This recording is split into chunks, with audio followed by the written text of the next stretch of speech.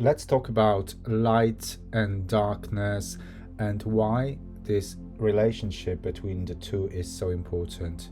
The relationship between light and darkness is so essential because it's through this contrast that we truly understand and appreciate both. Light allows us to see and bring awareness, while darkness offers depth, mystery, and the potential for growth. When we embrace our shadows, we uncover hidden strengths and transform what once felt like obstacles into powerful allies. It's all about finding balance and recognizing that both light and darkness are essential parts of our journey. Why is it important to embrace darkness as much as light? And can you explain what I mean by that? Absolutely. And that's such an important point. In the spiritual community, especially for those who are just kind of beginning their awakening, there can be a tendency to fear the darkness or try to avoid it altogether, thinking that only the light is good or worthy. But the truth is, our darkness holds immense value. It's where we find our hidden emotions, our unhealed wounds, and our untapped potential. When we embrace our darkness, we integrate all parts of ourselves, leading to true wholeness and authenticity. It's like allowing ourselves to see the full spectrum of who we are rather than just half of it. And that's where true growth and transformation happen. So it seems that removing the idea of the moral value judgment, if you could explain, the moral value judgment is seeing things as either good or bad. When we remove that factor, we can look at darkness and light not as good and bad, but as complementary forces that each play a vital role in our journey of growth and self-discovery. When we let go of labeling light as purely good and darkness as purely bad, we start to see both as essential parts of the human experience. Darkness can be a source of wisdom, creativity, and resilience, while light brings clarity, healing, and inspiration. Together, they create a harmonious balance that allows us to fully embrace and understand ourselves and the world around us. Would you say, know your darkness, but choose the light? Absolutely. That's a beautiful way to put it. Knowing your darkness means acknowledging and understanding those deeper hidden parts of yourself without judgment. It's about shining a light on those shadows so you can integrate them and transform them.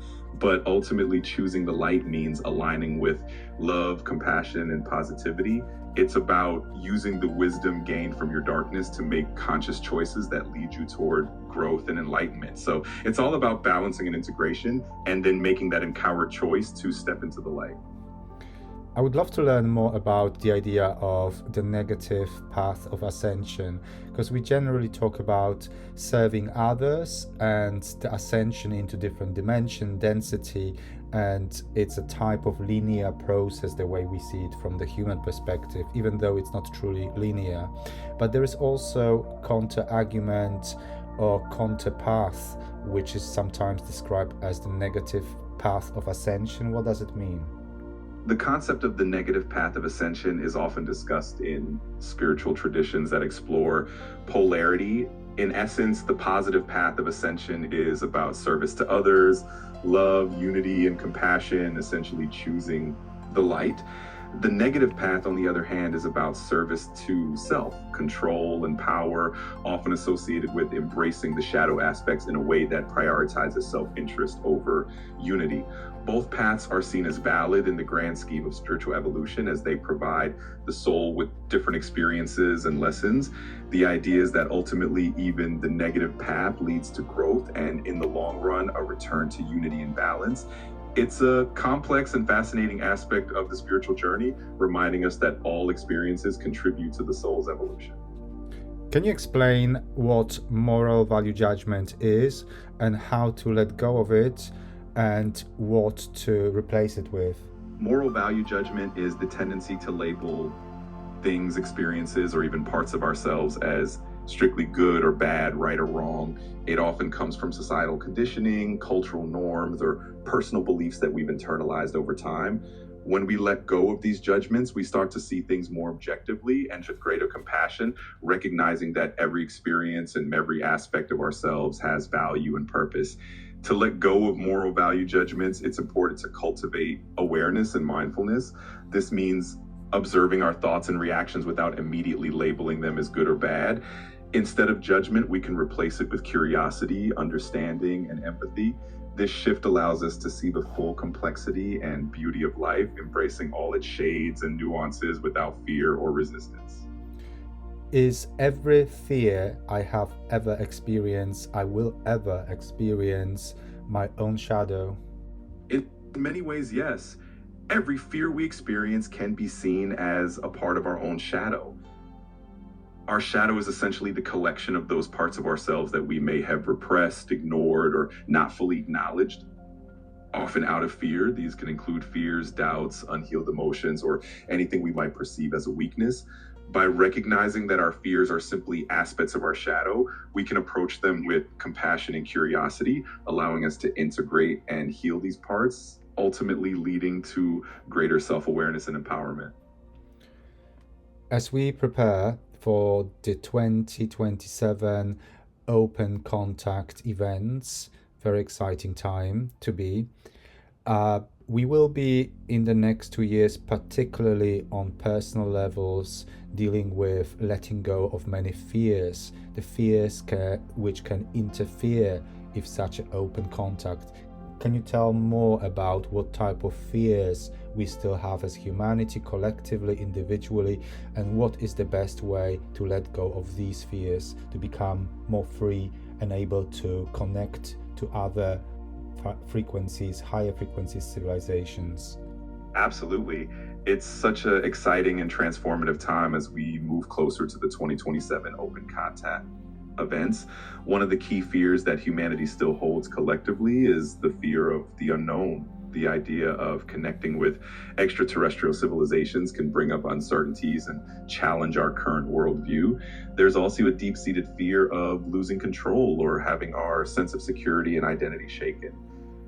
Individually, we might face fears of inadequacy or the worry that we're not ready for such a profound shift. The best way to let go of these fears is to cultivate trust in ourselves and trust in the universal process, embracing curiosity rather than fear, focusing on inner growth and self-awareness, and staying open-hearted will help us align with higher frequencies. By releasing fear and embracing love and unity, we become more open to connection and ready for the transformative experiences that lie ahead. How can the relationship between light and darkness assist me in letting go, first revealing and then letting go of my fears, some of which I am still not aware of? The relationship between light and darkness is a powerful tool for self-discovery because it encourages us to bring our hidden fears into the light of our awareness. When we acknowledge that darkness isn't something to be feared or avoided, but rather something to be understood and integrated, we create a safe space within ourselves to explore those fears. By shining a compassionate light on the parts of ourselves that we might not yet be fully aware of, we can start to see them for what they truly are, just aspects of our experience, not something that defines us or holds power over us. This process of revealing and understanding our fears allows us to gently release them, transforming them into sources of strength and wisdom. In this way, the dance between light and darkness helps us move forward with greater freedom and authenticity. And I would like to request a short message for two different groups. Firstly, those who are awakening from their dream and they are at the beginning of their journey as such, and also from the old souls, light and darkness, right now, transformation. What kind of important message could you deliver for us? Absolutely. Here are two messages tailored for each group. For those who are just awakening, welcome to this beautiful journey of awakening. As you begin to see beyond the illusions and step into your true self, remember to be gentle with yourself, embrace curiosity, and allow yourself to explore both the light and the shadow within. Each step you take, each realization you have is a part of your growth. Trust yourself, trust the process, and know that you are never alone. The universe is supporting you every step of the way. For the old souls, to the old souls, the wisdom keepers, you have journeyed through lifetimes of experience and you carry the light of transformation within you. In this time of great change, your role is to shine that light for others, guiding them with compassion and understanding. Embrace both the light and the darkness, for you know that they are two sides of the same coin. Your presence is a gift, and your wisdom is needed now more than ever. Thank you for being a beacon of light in this transformative time.